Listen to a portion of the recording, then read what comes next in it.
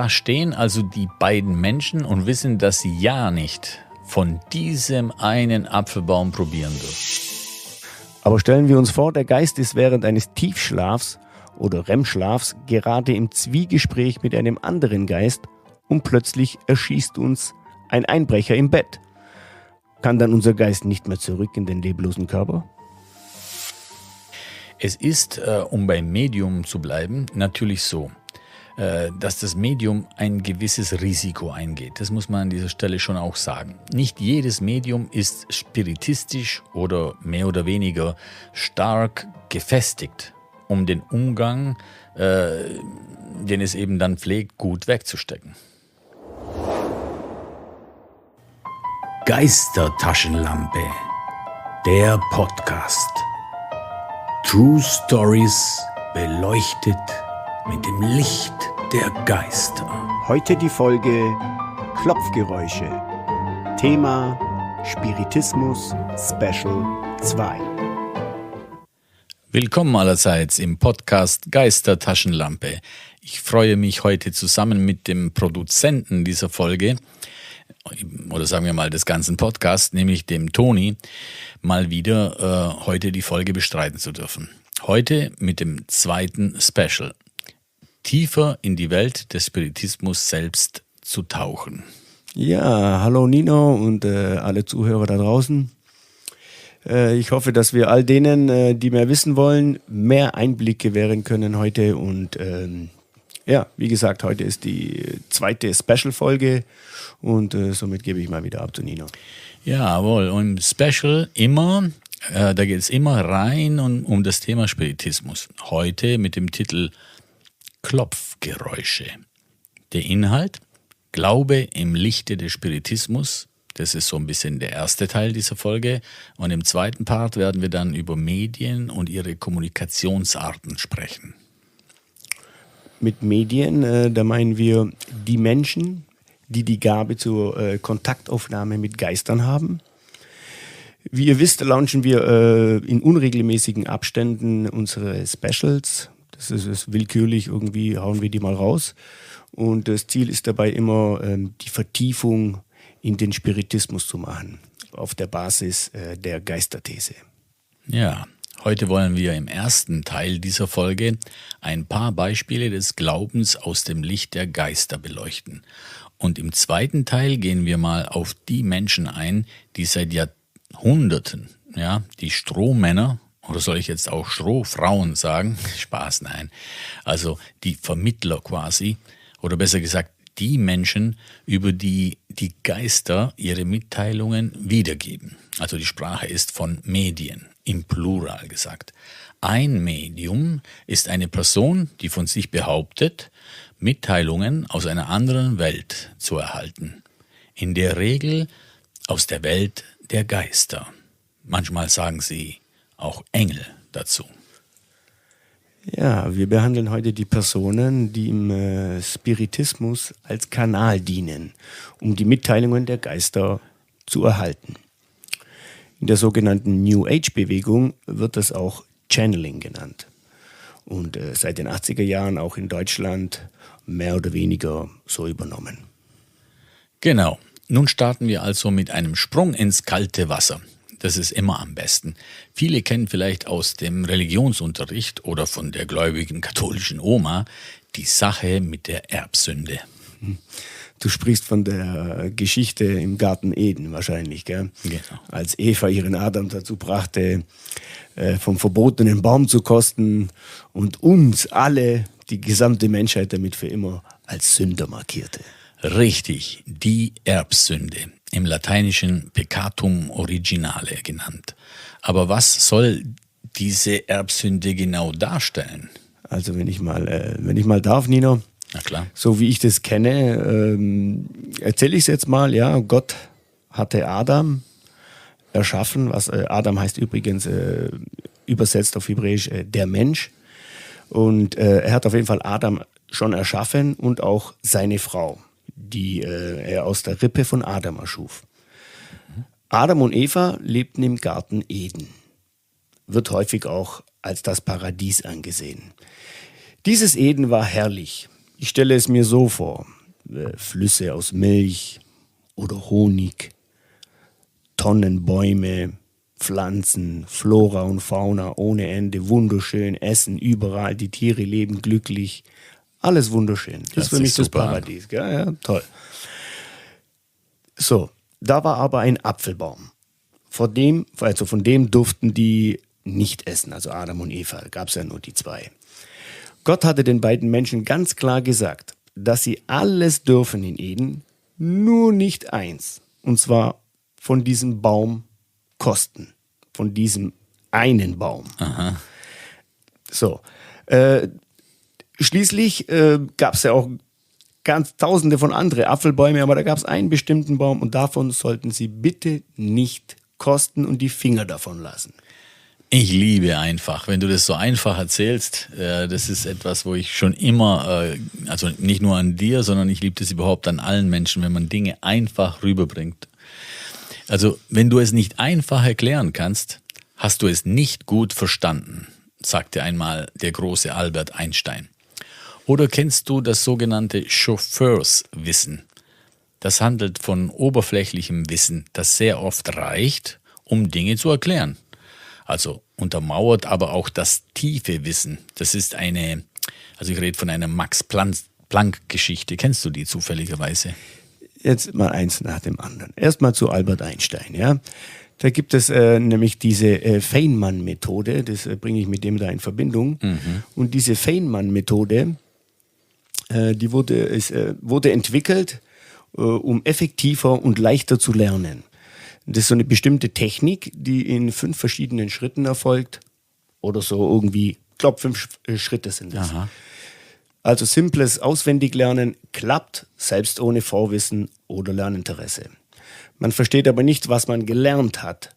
Also das ist ja nur so ein Auswendiglernen. Also die ganzen Verknüpfungen, die kann man irgendwie so gar nicht richtig erstellen und vergisst auch einiges sehr schnell wieder. Man versteht, was man weiß, erst wenn man es kinderleicht erklären kann. So hat es Albert Einstein ungefähr so genannt, sage ich mal. Ja. Man schafft das, indem man bei der Lösung einer Aufgabe dort anfängt, also am Ende rückwärts zum Thema. Ah, okay. Und durch ständiges Wiederholen so lange es sich selbst erklärt, bis das Thema sitzt. Okay, und jetzt kannst du mal zu deinem Max Planck kommen. Ah, okay. Max Planck, also er lebte von 1858 bis 1947. Ich tue mal so, ob ich keinen Zettel von mir liegen habe. Er bekam den Nobelpreis für seine Forschung in der Quantenphysik. Planck hielt in ganz Deutschland Vorträge zur damals neuen Quantenmechanik. Er hatte einen Chauffeur, ja, die waren, muss man schon fast sagen, Freunde. Ja, der begleitete ihn überall hin und der nahm ihn immer mit. Und im Auto unterhielten sie sich über diese ganzen Thematiken der Quantenphysik. Es war mittlerweile schon so, dass dieser Chauffeur ganz schön viel wusste über die Quantenphysik, so oft er im Auto drüber geredet hat und natürlich dann auch in den Vorträgen ja mitsaß. Der hat ja nicht draußen im kalten Auto gewartet. So oft gehört, dass er praktisch dieses was wir vorher gesagt haben, dieses oberflächliche Wissen auf jeden Fall richtig intus hatte. Ja.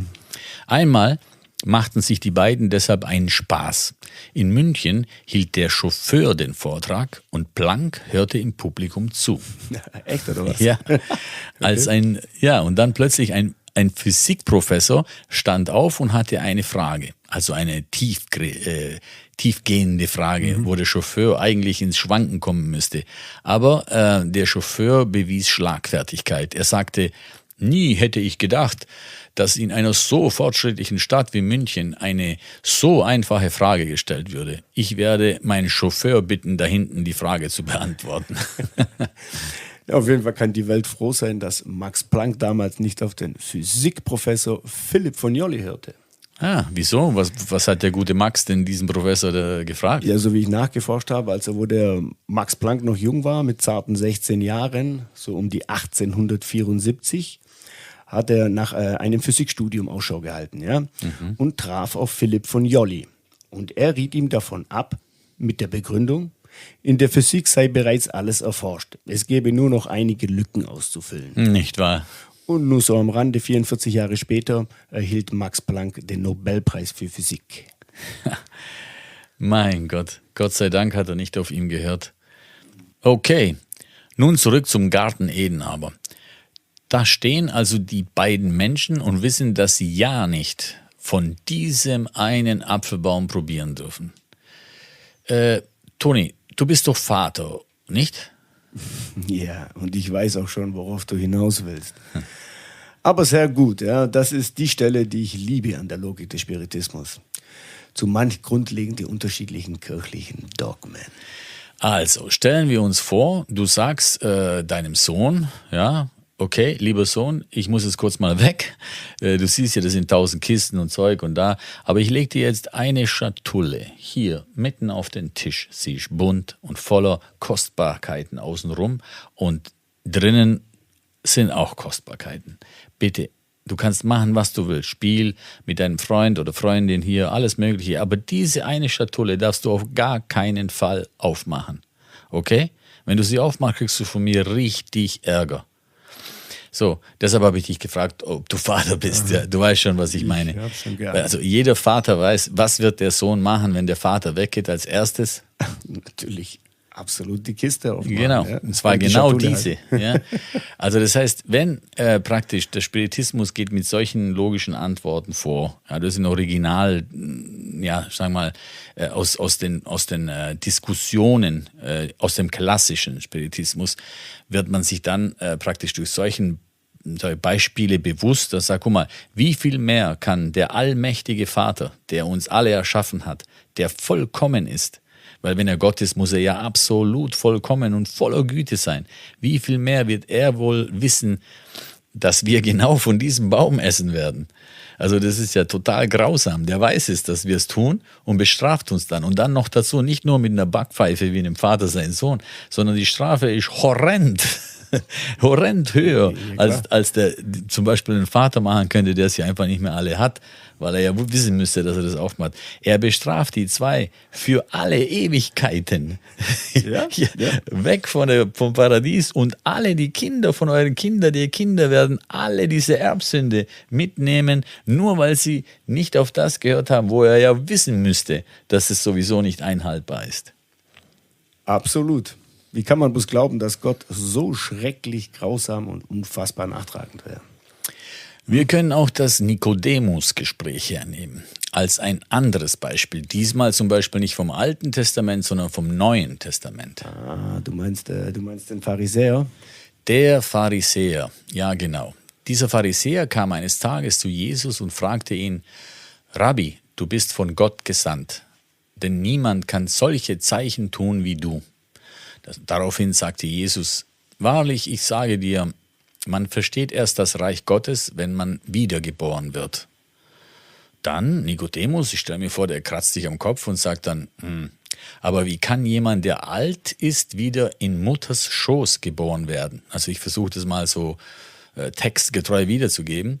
Und Jesus, stelle ich mir mal vor, er hat da daraufhin gelächelt und gesagt, Nikodemus, du bist Schriftgelehrter, und doch weißt du nicht, woher der Wind kommt, noch wohin er weht. Wahrlich, ich sage dir, was Geist ist, kommt vom Geist, und was Fleisch ist, ist vom Fleisch. Ja, das ist diese Passage des Johannesevangelium, Kapitel 3, habe ich mir herausgesucht. Ich weiß es natürlich nicht auswendig aus dem Kopf. Aber da geht Jesus nach Meinung der Spiritisten eindeutig auf die Reinkarnationslehre ein. In seiner üblichen Weise halt, wie er immer redet, so in den Gleichnissen, und erklärt dem jüdischen Pharisäer, dass der Mensch wieder in den Leib zurückkehren muss, um das Reich Gottes zu begreifen. Nun, jetzt könnte man fragen, wie kommen die Spiritisten auf diese Schlussfolgerung? Einerseits durch logische Deduktion, so wie wir es tun mit unserer Metaphysikmethode. Andererseits gelangten sie durch mediale Mitteilungen, also direkter Geistesantworten darauf. Damit wären wir auch schon beim zweiten Part der Folge, wenn du schon sagst Geistermitteilungen. Und zwar bei der Seite wo wir über das Medium im Spiritismus reden. Also wir gehen ein bisschen jetzt schwenken, sagen wir mal, auf Methode. Wie haben die Spiritisten denn ihre Mitteilungen erhalten? Genau. Dazu kann man sagen, dass es bei den spiritistischen Sitzungen in den sogenannten Seancen, da hatten wir schon mal im ersten Special genaueres erläutert. In diesen Seancen also kam es zu etlichen Mitteilungen, sowohl schriftlich, mündlich, telepathisch und ja, grundsätzlich kann es Geistermitteilungen in fremden Sprachen sowohl als direkte Übermittlungen geben, über die Stimme des Mediums selbst oder durch Übernahme der Stimmbänder. Also, wie soll ich das erklären? Das heißt, wenn einer also ein Medium ist, gell? Also quasi auch die Stimmbänder von dem, der redet oder von dem Geist, der redet. Nein, wenn das Medium jetzt, also das ist jetzt da ein Medium, lassen wir mal dahingestellt, wie es ein Medium ist und zwar, es ist einfach das Medium, über die Mitteilungen kommt, dann ist es entweder so, dass er mit seiner eigenen Stimme redet, aber so ein bisschen apathisch ist, also nicht so, er erzählt was wie wir jetzt hier, also nicht bei vollem Bewusstsein. Du merkst es, das ist so ein bisschen, das Medium ist weg. Aber es ist noch seine Stimme. Oder der Geist tut also nicht in seinem Gehirn sozusagen die Message geben und die Stimme kommt aber über seine eigene raus, sondern der Geist nimmt sogar die Herrschaft über der Stimmbänder so lange und tut es irgendwie über Schwingungen so bearbeiten, dass man merkt, diese Stimme ist nicht die Stimme original von dem Medium, wenn es normal lebt. Ja, so gemeint. Ja, aber natürlich auch ganz einfach über Klopfgeräusche, so wie diese Folge natürlich auch hier heißt, ja, simple, sowas muss man sich vorstellen wie Morsezeichen, wo dann jemand daneben steht mit dem Zettel und sich alles aufschreibt und das Ganze nachher alphabetisch praktisch ummünzt, oder das berühmte Gläserrücken, also auf einem Ouija-Brett, also das ist so eine Tafel mit alphabetischen Buchstaben drauf, wo das Glas dann praktisch hin und her sich bewegt und dann jedes Mal an einem Buchstabe stehen bleibt. Einer schreibt sich die Buchstaben auf und das ergibt nachher einen zusammenhängenden Sinn. Also man hat in zahllosen Versuchen jedenfalls, warum zähle ich das denn alles auf? Ja, weil im Kardekismus, wovon wir natürlich hier reden, ja, von dem klassischen alten Spiritismus ernsthaft betrieben, ist es so, dass man die Mitteilungen, die dann später zu diesen grundlegenden Basiswerken führten, hat man also jetzt nicht einen Geist befragt und dann hat man gesagt, so, jetzt schreibe ich das auf und das war's, sondern man hat also in verschiedenen Orten, ja, mal in Paris, mal woanders in Frankreich, auch in England und so weiter, hat man an verschiedenen Orten mit verschiedenen Medien, die über diese ganzen verschiedenen Arten zu kommunizieren, die Mitteilungen gegeben haben, aber auf die gleichen Fragen. Und dann hat man regelrecht die gleichen Antworten bekommen. Natürlich nicht im O-Ton, aber halt vom Sinn her die gleichen Antworten. Und das sagt dann aus, okay, wir sprechen da mit einer Welt, mit verschiedenen Geistern, die sich verschieden ihrer wahrscheinlich Fähigkeiten ausdrücken, aber sagen im Großen und Ganzen dasselbe. Also die Essenz, also ich finde, dass die Essenz einer Sache das ist, was wichtig ist und nicht der Rahmen. Wenn zum Beispiel meine Oma, jetzt nur als Beispiel, wenn meine Oma im benachbarten Wald Fliegenpilze entdecken würde, dann würde sie nicht zu mir sagen, gebe Acht, mein Junge, im düsteren Wald zwischen den Blutbuchen und Fichten wachsen Pilze mit rotem Deckel und weißen Punkten. Koste niemals von ihnen. Mögen sie auch noch so verlockend für dich sein. Sonst wirst du Ärger mit mir bekommen. Sie würde es ganz anders sagen. Die würde ganz einfach sagen, das sind Fliegenpilze, die sehen so aus und sind todgiftig. Ja? Oder sie würde dann Opa rausschicken, um alle Fliegenpilze einfach wegzumachen, zu entfernen. Ja? Diese Logik ist typisch für uns Spiritisten. Aber bevor wir tiefer in die Medialität des Spiritismus eintauchen, was kann man denen sagen, die gar nicht erst an Kommunikation mit Geistern glauben?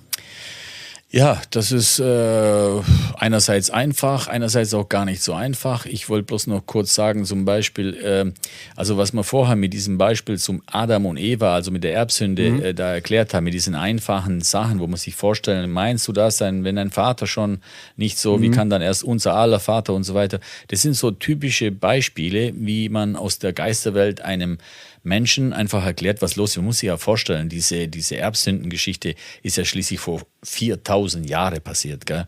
Also da hat man mit Menschen von damals geredet. Man muss sich damals auch die ganze Kultur, die ganze Art zu leben vorstellen. Das war einfach anders. Ja, und halt nicht so weit entwickelt, sagen wir mal, wie man es heute hat. Der Mensch, der heute einfach viel mehr Freizeit hat, der kann viel mehr denken. Wir sind einfach, ja, sagen wir mal, vielleicht, ich meine, es fällt mir schwer, merke ich, zu sagen, dass wir fortgeschrittener sind, aber irgendwie wahrscheinlich doch irgendwie. Und damals musste man in einfacher Sprache sagen, wie praktisch, greif nicht in die Steckdose, sonst kriegst du eine gewischt, sozusagen. Gell? Und das muss man halt heute alles nicht so ein bisschen wörtlich nehmen. Aber zu deiner Frage, was man da sagen könnte, da würde ich diesen Satz aus dem Buch der Medien von Alan Kardec einfach vorlesen. Ja? Zum Beispiel, warum sollte sich ein freier Geist einem gefangenen Geist nicht mitteilen können? Ebenso wie es ein freier Mensch mit einem eingesperrten Menschen tun kann. Also, wie soll ich sagen, verstehst du, wenn der Geist in dem Körper ist, nehmen wir mal an, wir sind ein Mensch, wenn wir jetzt mal glauben, dass wir einen Geist haben, dann ist ja also ein Geist in dir. Jetzt nehmen wir mal diese Metapher, der Geist wäre eingesperrt. Ja, natürlich ist ja klar, da ist dein Leben dahinter, da ist ein Plan, da ist eine Idee und alles ist ja auch klar, also es ist kein Gefängnis. Aber um das zu erklären, trotz allem würde man den Geist praktisch fragen, während er befreit ist von uns. Also wenn mein Körper oder deiner, ist egal, schläft, dann geht ja der Geist raus. Ja, und da fühlt sich der Geist natürlich viel, viel freier und hat viel mehr Potenzial. Und da sagt er, ich bin jetzt der freie Geist und du bist er hat sich noch nicht ganz gelöst. Ja? Also das ist einfach so, was ich da als Antwort sagen würde. Okay, klar. Es gibt die an nichts glauben, außer an die Wissenschaft. Aber dann sind sie meistens nicht wissenschaftlich genug, denn auch in der Wissenschaft muten Theorien am Anfang manchmal total irre oder wahnwitzig zu sein, bevor sie dann tatsächlich bewiesen werden. Und für die sich lustig machen über alles Spirituelle, sage ich nur, auch über die Behauptung von Galileo, die Erde sei rund, lachte man zuerst. Ja. Jetzt im Nachhinein wissen wir es besser, ja. Wie wir ja öfters sagen, sind wir eher für das Theoretische, das Studieren, also jetzt wirklich Seancen abzuhalten und dann zu staunen, was passiert. Wir versuchen lieber analytisch mit logischem und gesundem Menschenverstand auszusortieren, was unsinnig ist, bis nur noch das Wahrscheinlichste übrig bleibt. Solange es nicht durch etwas Besseres ausgetauscht werden kann, nehmen wir dies als die höchste Wahrscheinlichkeit an. Ganz hervorragend gesagt, lieber Toni. Es ist, um beim Medium zu bleiben, natürlich so, dass das Medium ein gewisses Risiko eingeht. Das muss man an dieser Stelle schon auch sagen. Nicht jedes Medium ist spiritistisch oder mehr oder weniger stark gefestigt, um den Umgang, den es eben dann pflegt, gut wegzustecken. Mal so eine Frage, welches Risiko, wie groß ist das Risiko? Ist das... Ja, das Risiko ist halt so, guck mal, du bist ein Medium, das ist, du schaltest wie so eine Radiofrequenz ein, musst dir das so vorstellen. Also wenn ein Medium da sitzt und da sind jetzt Menschen außenrum und sagen, was haben wir heute vor, wir wollen jetzt mit den Toten reden, dann ist ja schon mal diese Aussage schon mal heavy, weißt, wir reden jetzt mit Toten. Dann ist ja so, das Medium wird erfahren. Also es redet einmal mit Toten, dann redet es 20 Mal oder 2000 Mal. Das ist ein Unterschied. Auf dem Weg dorthin, zu diesen 2000, hat es natürlich Nebenwirkungen. Ja, sagen wir mal so, immer wieder Nächte, wo es alleine im Bett liegt nach so einer Seance. Und dann denkst du darüber nach, oder wie? Du weißt so, wie das ist. Dunkelheit, ich habe Angst, ich bin ganz alleine. Und dann hast du ja aber, jetzt kommen wir zum Radiosender zurück, du hast eine Frequenz eingeschaltet. Und darüber könnte es sein, dass der Kanal, also du hast ja vorher gesagt, Channeling, offen bleibt. Und wenn dann ein paar Schabernack-Geister halt so das kapieren, weil die können ja in deinen Gedanken lesen und sagen, okay. Der hat diese Frequenz offen. Der hat die Frequenz auf und der hat eigentlich Schiss. Die Wahrheit ist, er hat Schiss, wenn er alleine ist. Das ist ja glänzend. Ja, den können wir ja jetzt richtig ein bisschen... Und da spielt sich dieses Machtgefühl aus. Das siehst du ja auch nichts anderes wie bei den Menschen. die Menschen haben ja oft dieses Machtbedürfnis. Und sobald du merkst, da ist jemand schwächer, dann bist du vielleicht selber schwach. Aber sobald der schwächer als du ist, dann tust du wiederum den schlecht behandeln, damit du das Gefühl hast von. Und so ist es auch. Die machen dann Schabernack, aber für dich ist es, du kriegst da richtig Schiss, einfach zu sagen. Und manche werden sogar verrückt. Also da kannst du tatsächlich auch den Verstand das große verlieren. Risiko, ja klar. Dann weiß man aber auch nicht, ob und welches Medium wirklich reine Absichten bestrebt. Zum Beispiel Scharlatane, Geldmacherei, Gaukler. Ja, das gibt's ja auch alles. Also aus reiner Sensationslust sollte man so etwas sowieso nicht tun. Aber ich bin mir 100% sicher, es ist nur immer schwer mit Zahlen irgendwas zu sagen, weil es ist ja nicht so, die melden sich alle an und sagen, hier sind wir Scharlatane und hier sind wir die, wo wir wirklich mit was reden. Das ist sehr schwer, aber vom Gefühl kann ich dir sagen, es gibt mit Sicherheit sehr, sehr, sehr viele, wo damit nur Geld machen wollen, als allererstes, weil das Geld ist immer das, was die Menschen im Kopf haben, oder einfach sich so ins Mittelpunkt zu spielen, ja, und sagen, guck mal, was ich kann das und so weiter. Was weiß ich, dieses Uri Geller Zeug mit den Löffel verbiegen und dann geht man immer noch mal einen Schritt weiter. Viele Dinge sind ja eigentlich mit den Naturgesetzen erklärbar, aber wenn ein Mensch, und damit sollte man auf gar keinen Fall spielen, einen anderen lieben Menschen verliert und da kommt jemand und macht dir vor, ich kann dir Kontakt mit dem auf. Und woran erkennt dann derjenige, dass er sich sicherstellen kann, dass das ein erfahrener Spiritist ja, also ist? Du sagst schon mal richtig, man sollte solche Dinge nur, wenn man sie unbedingt machen will, wovon wir abraten. Wo wir in diesem Podcast ja immer sagen, Hände weg davon, wir selber machen das auch nicht. Also wir haben es schon gemacht, aber das rein wissenschaftlich und das Ganze kann man mit der Logik ohne weiteres bearbeiten. Aber wenn es einer unbedingt machen will, dann raten wir dringend zu einem erfahrenen Spiritisten, der gezielte Fragen stellen kann. Ein erfahrener Spiritist ist nicht nur einer, der das oft gemacht hat, sondern es ist auch einer, der moralisch sehr gefestigt ist.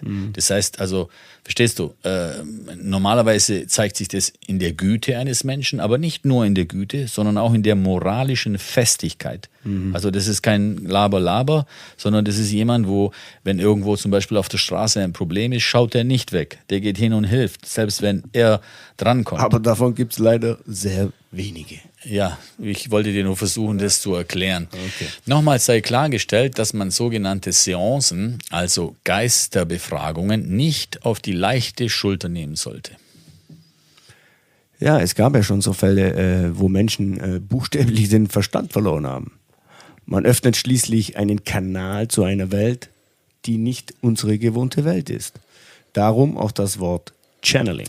Genau, also weiß ja, wie das so ist, wie bei so Produkten, Medikamenten, Nutzen und Gefahren von Kommunikationen mit dem Jenseits. Ja, da kann man hier wirklich so ein bisschen was sagen, soll man auch, weil wir machen hier auf gar keinen Fall Werbung, auch wenn es jetzt cool klingt, die Geistertaschenlampe und so, aber das hat ja mehr so einen ideologischen Sinn. Also wir machen nicht das kein bisschen dafür, Jungs, hockt euch hin und macht jetzt da diese Sachen. Ja, aber das ist ein gutes Wort, Toni. Channeling bedeutet das, dass man einen Kanal öffnet. Habe ich ja gesagt vorher. Ja, das haben wir ja schon besprochen. Dieses Radiofrequenzding, das ist ein gutes Bild, meine ich. Wenn man da rumspielt, soll man wissen, was man macht. Ja, erstmal lernen, was ist überhaupt ein Radio, was tue ich da, und dann kann man da rumspielen. Okay, aber was meinst du, Nilo? Warum gibt es so viele Menschen oder Leute, egal wie, die den Kontakt mit Geistern ausprobieren wollen? Ist das immer nur Mutprobe oder was weiß ich, Gesellschaftsspiel, weiß Gott? Also es gibt zwei Gründe, um mit der Geisterwelt in Kontakt treten zu wollen. Grund Nummer 1, man ist ernsthaft interessiert, man hat echte Fragen, man hat einen wissenschaftlichen, sagen wir mal, Push innerlichen. Background oder so, ja. Ja, aber auch so ein Drang zu Dinge, nicht aus nur so spielerischer Neugier, sondern man möchte ernsthafte Fragen lösen. Ja, zum Beispiel kann es natürlich aber auch mal ein geliebter Verstorbener sein. Das ist ja trotzdem eine ernste Sache. Das ist ja nicht die Lottozahlen wissen wollen.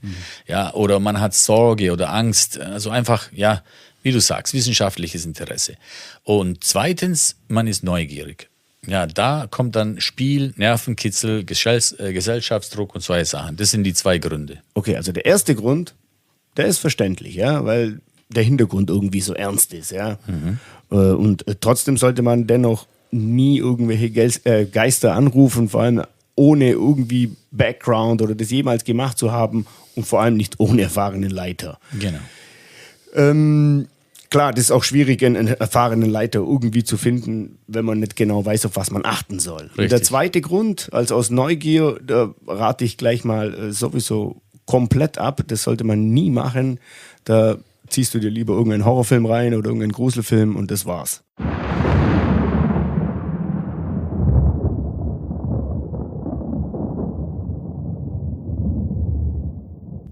Gut, der Unterschied zu den Regelfolgen des Podcasts ist, dass hier in den Goodies oder sogenannten Specials der Geistertaschenlampe nicht ein Thema beleuchtet, sondern es gibt ein echtes Zitat aus dem Buch der Medien von Allan Kardec, sozusagen ein echtes Geisterzitat.